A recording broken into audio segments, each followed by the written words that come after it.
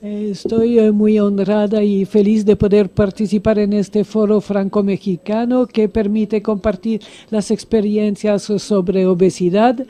Y voy a presentar las investigaciones sobre la obesidad infantil realizado por nuestro equipo, que puede ser un ejemplo de lo que se hace en este equipo, en un equipo francés. Para presentarles nuestras investigaciones, les voy a mostrar que hemos seguido una línea de investigación, pero abordamos el problema de obesidad desde varios ángulos. Para la línea de investigación verán que en cada etapa nos hicimos preguntas, tuvimos que responder y cada respuesta llevó a nuevas preguntas y a nuevas respuestas.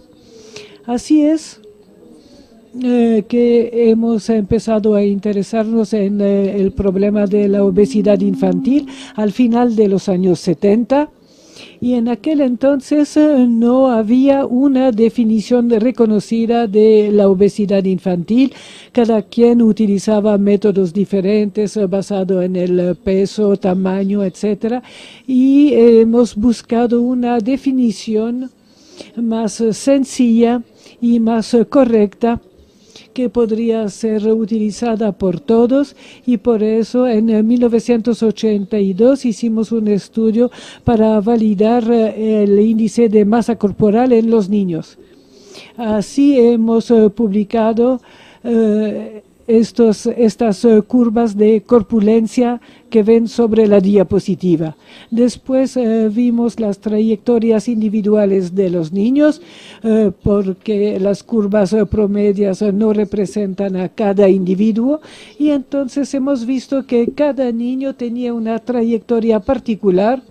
Ven que en promedio la corpulencia aumenta hasta 1 año, disminuye hasta 6 años y aumenta después. Y los niños que sufrían de sobrepeso tenían una subida prematura de esta curva que se llama la reactivación de la obesidad y que permite prever la obesidad futura. Y nos hemos preguntado qué es lo que provoca eso, y hemos empezado un estudio longitudinal, empezando al principio de la vida, donde hemos interrogado y buscado la alimentación en todas las etapas de la vida para ver cuáles eran los elementos nutritivos que provocaba esta reactivación temprana. Tenemos publicaciones, pero hemos estudiado otros temas: prevalencia de la obesidad, su evolución, composición corporal, crecimiento de los niños y tratamiento de la obesidad. Pueden ver enfoques muy diferentes sobre la obesidad infantil. El contexto: ¿por qué nos hemos interesado en la obesidad? Porque había un aumento muy rápido en muchos países de la obesidad, pero hemos visto que esta obesidad parece estabilizarse. Hay programas de prevención que permitieron mejorar la situación, pero nos hemos preguntado también, ¿no habría factores determinantes al principio de la vida que podrían explicar la epidemia de obesidad?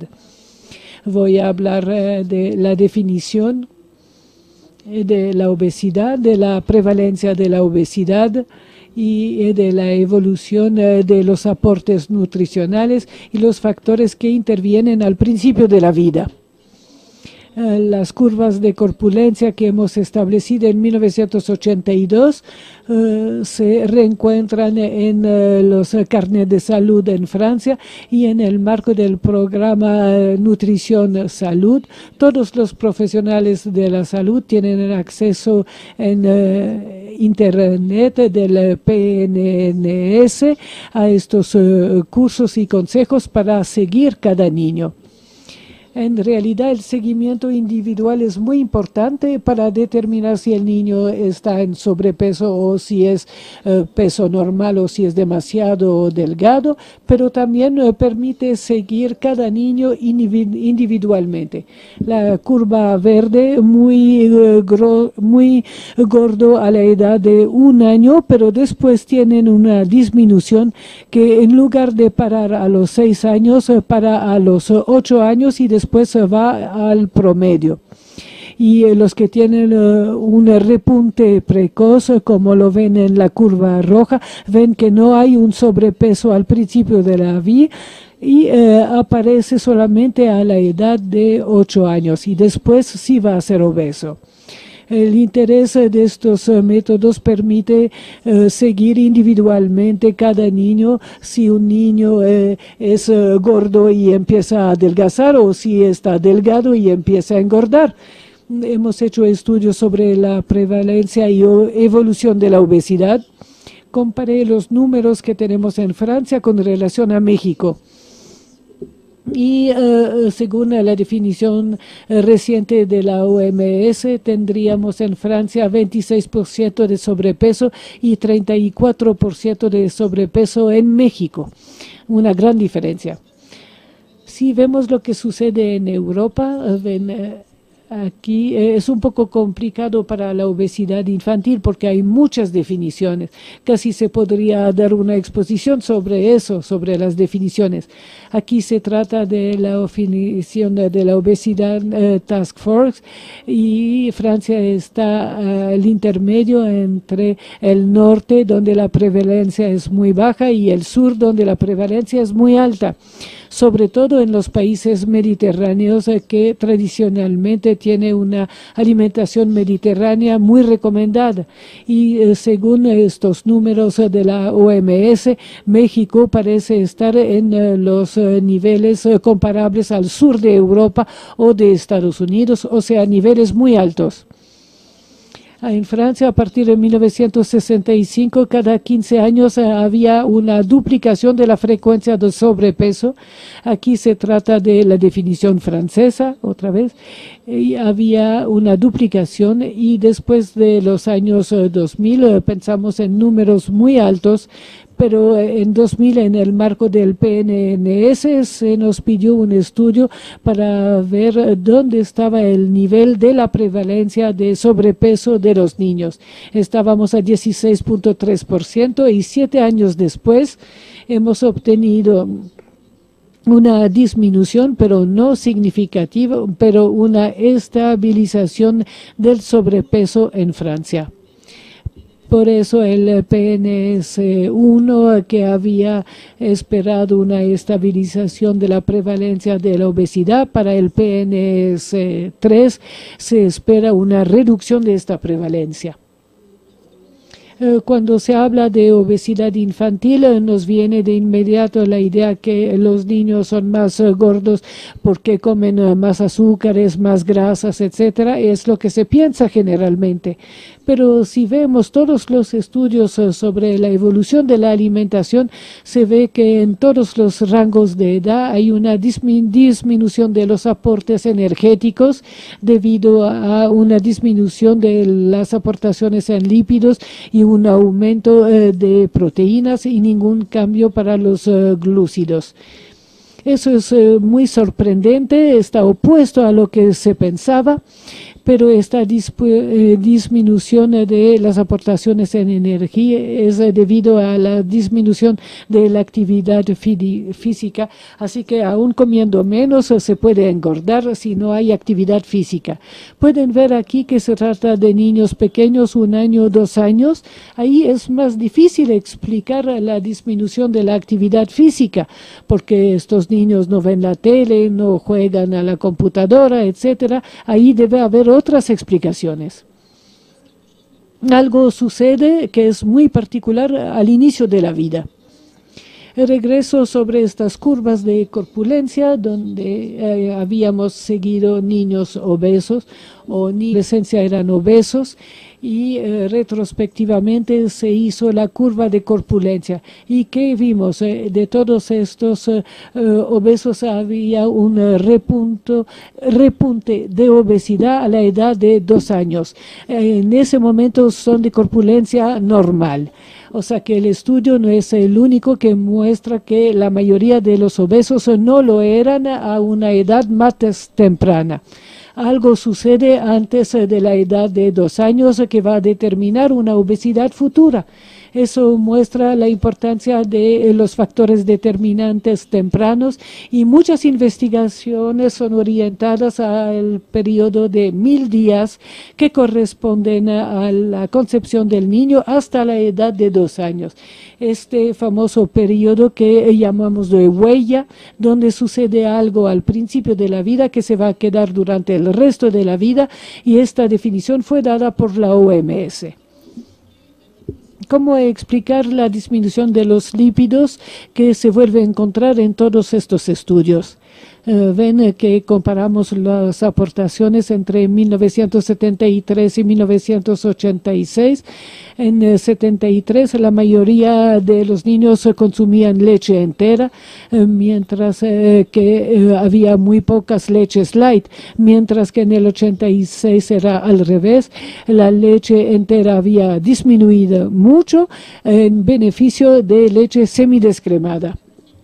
La consecuencia de este uso de leche descremada desde hace unos 10 años, si lo comparamos con la leche materna que tiene poca proteína y muy rica en lípidos, vemos que la leche entera es más rica en proteína, pero tiene una aportación en lípido bastante bueno. Pero si tomamos las leches descremadas o light, esta leche descremadas tienen cantidades muy altas de proteínas y nada de lípido, que se aleja del amamantamiento natural, o sea, una leche totalmente opuesta a la leche materna.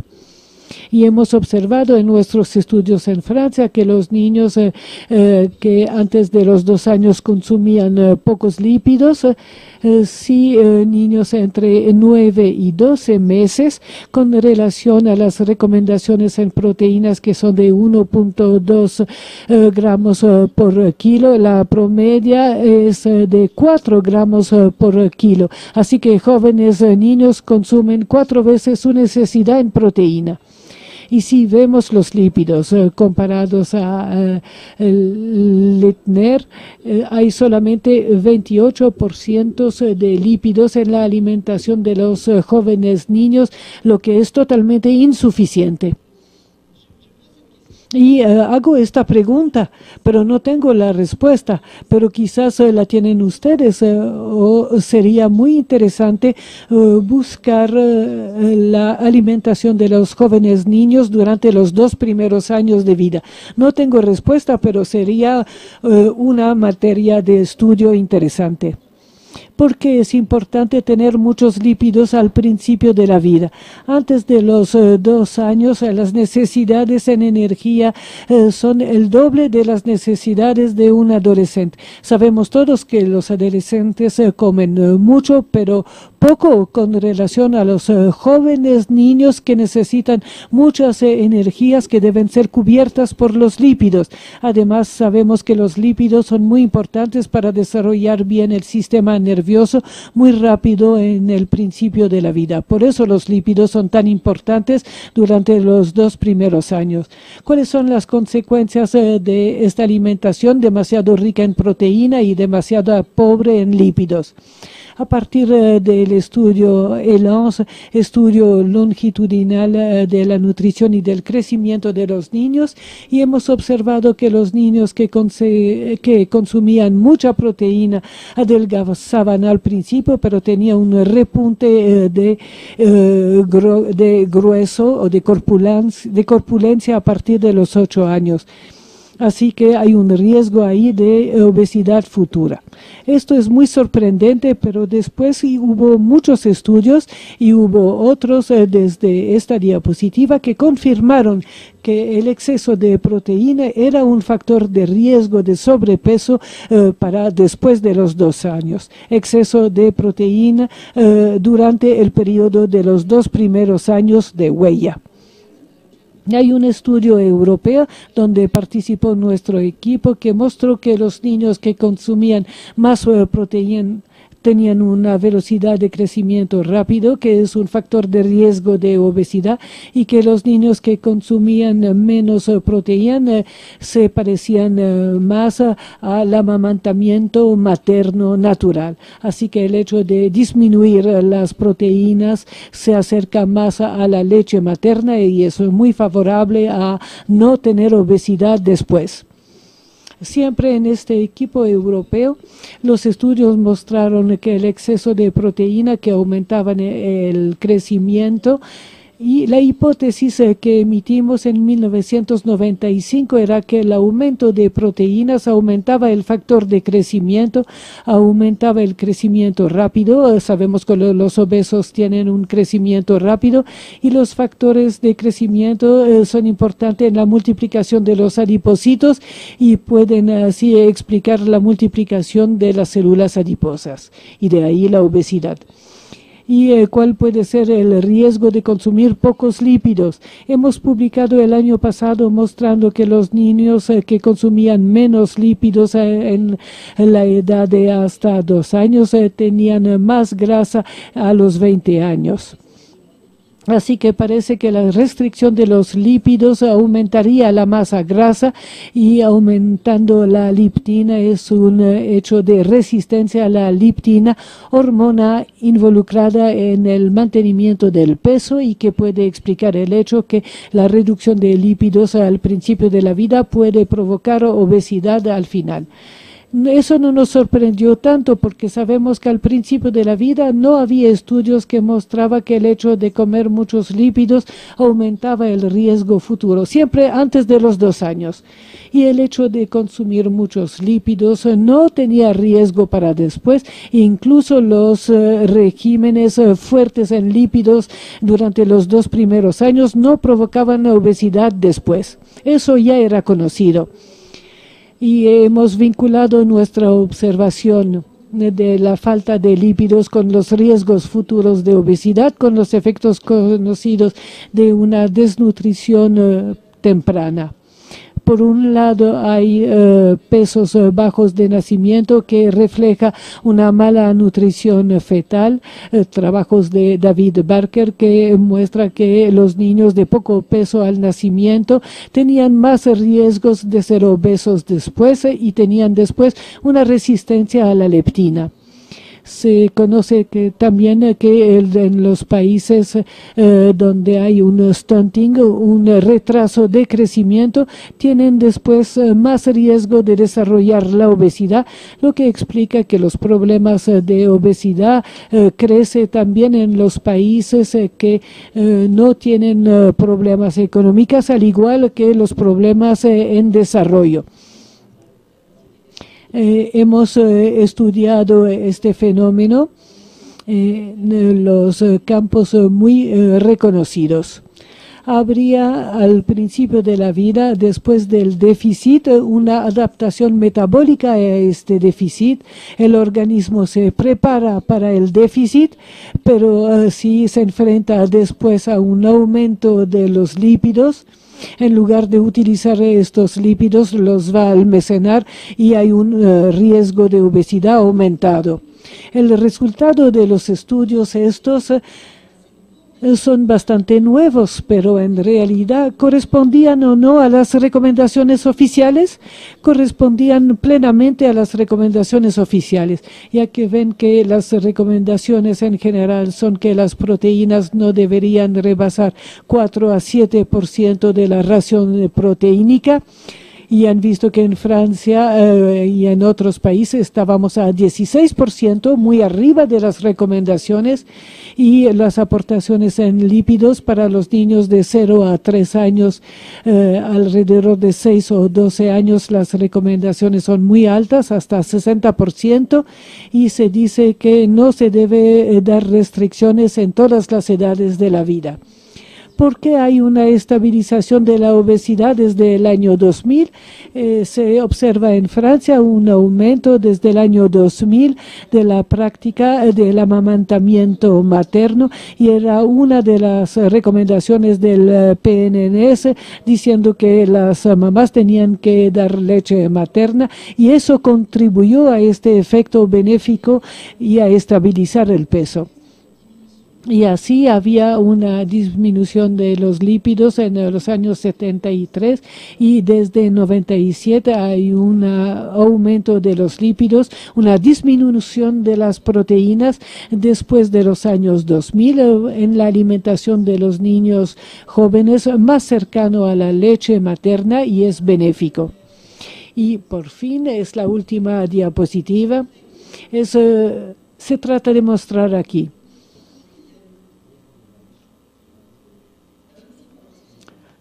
los factores de riesgos en los niños y adolescentes,